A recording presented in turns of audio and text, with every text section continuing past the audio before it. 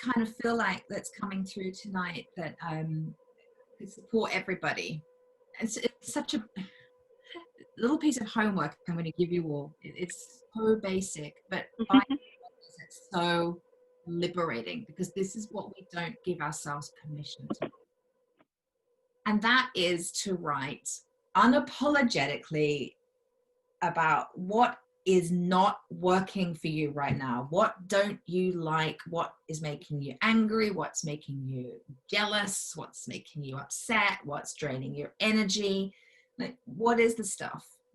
And if it's about one thing, if you want to just focus completely just on your work, what is it about that just doesn't serve you? If it's your relationship, what is it that just doesn't serve you? What don't you want about that anymore? Just give yourself the gift of total, unapologetic honesty. Nobody else has to read it. But if we're not in total honesty with ourselves about how we feel, and stop bloody well glossing over it, because we can, right? Because we do. We gloss over and we suck it up, and we're like, oh, we make excuses. Well, it's not that bad because I get to have that and I have a good life and da-da-da. Just allow yourself the gift of full acknowledgement. There's a huge relief in that. Like, in terms of really having an excellent relationship with yourself, if we don't do that, how can we have a great relationship with ourselves? We're actually properly denying and ignoring huge parts of us. That's not cool. Yeah. That's not cool. No. You know, we've got to be in like full visibility of ourselves. We don't have to do it with anyone else if we don't want to, but we are accountable to us. And we got to get real and visible with what's going on for us.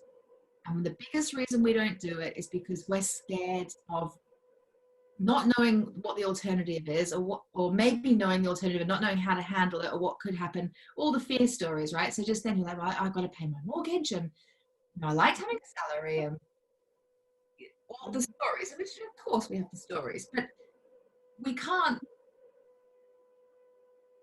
live half a life.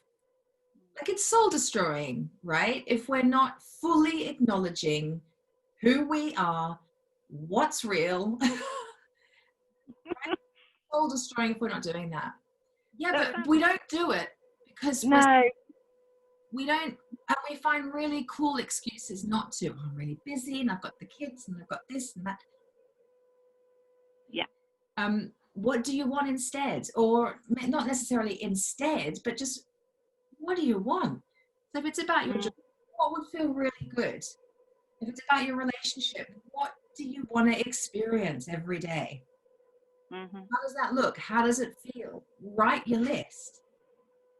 And don't not do it because you don't know the how, or you don't know what that means for someone else or for you, or where the money's coming from. Forget all the questioning. Just allow yourself to like marinate in the desire. Just be with it. Just breathe some life into that. Just acknowledge it, because that's your truth too. Go away and, no, but my life's pretty good. I'm fine. Fuck fine. You don't want to be fine. Rebecca's fine. This is for me, like, that is like ultimate self-love.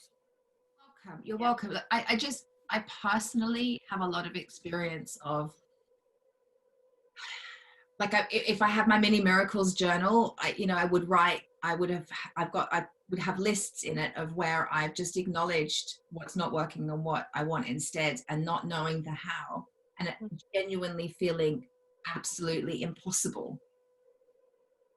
And then to surrender and receive, and being shown the way, and somehow it all works out. No one died, or no one actually got too upset, and some feathers were ruffled, but at the end of the day, but that's what we have to start.